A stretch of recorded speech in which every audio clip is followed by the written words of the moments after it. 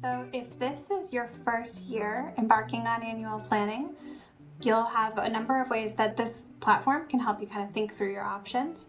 So when you go into the Keen platform, you're going to want to go directly to the planning interface, and you'll add a plan and kind of think through the different options that you want to take to your leadership team. So the first is fixed budget. Let's say that the team has given me a budget next year that I already have in hand, and I really need to maximize that to be able to drive the most possible to the annual plan.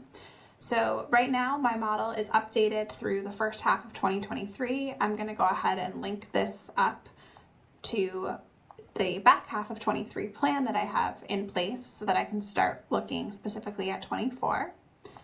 And I'll go all the way through the end of 2024 to get to my objectives for this scenario. So this is where I can really kind of understand, what am I trying to achieve here? What is it that I'm trying to bring to the annual plan next year?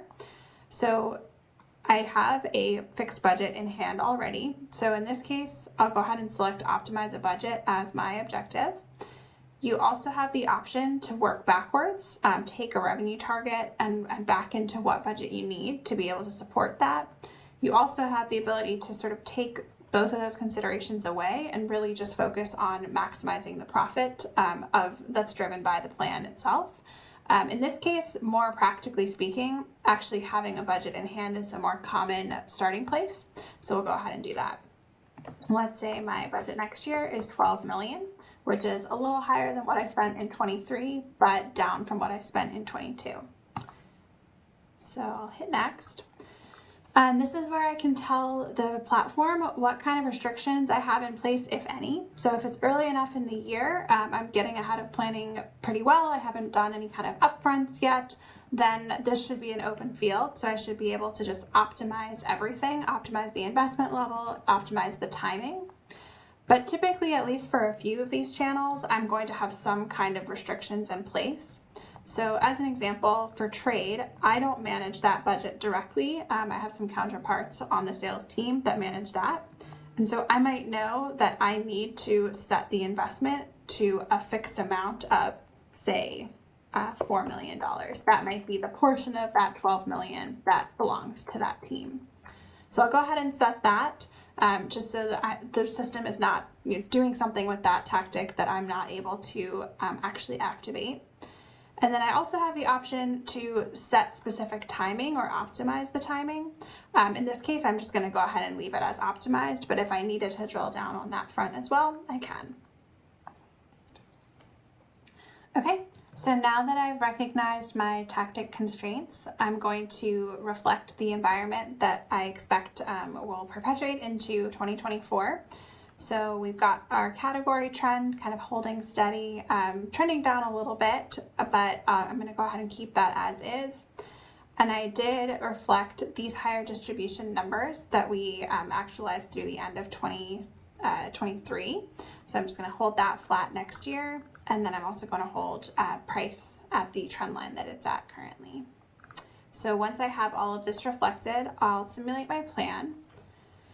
And I'll be able to see what the prediction is for what that $12 million investment will drive to point of sale. Okay, excellent. So what this is telling me is that by spending $12 million in 2024, which is significantly more than what I spent through the first half of 23, but actually down from what I spent in 2022 full year, I can drive 8.47 million of volume contribution to our point of sale, and that's actually about 60% higher than what I was able to do with more money historically. So it's finding a lot of efficiencies inside of that plan. The ROI on the plan goes up to 359, which is significantly higher than anything we've had actualized historically. The highest to date has been a 2. And this helps me understand specifically how my marketing and my trade is going to drive performance relative to the overall sales volume for the business. So that total sales volume for the business is this 27 million. And of that, we're getting that 847 directly from the factors that have been activated. One of the most interesting findings is specifically what the recommendations are across each of these different tactics. So I can zoom in on this fixed budget scenario here. I can compare it to what was spent historically and just get a sense of where the recommended spend is flowing. I've got that $4 million investment that I locked for trade, but across the major buckets of TV, social media, influencer, out of home, coupons, and Google search, I'm seeing that a significant portion is recommended to go to TV, the next highest in social media. And I can also look at what the timing of that plan is. I can look at this a few different ways. I can look at it by the period that we're in. I can go backwards and look historically if I'd like to do that. But for now, I'm just gonna really focus in on the plan timing. So what I see is a really consistent recommendation across channels for the time period that we have. So if I click into this, I can focus on exactly what that trade investment looks like, what that television looks like throughout each period. And I can see that it's recommending kind of an always on plan, but with a little bit of a swell in some of my more responsive months.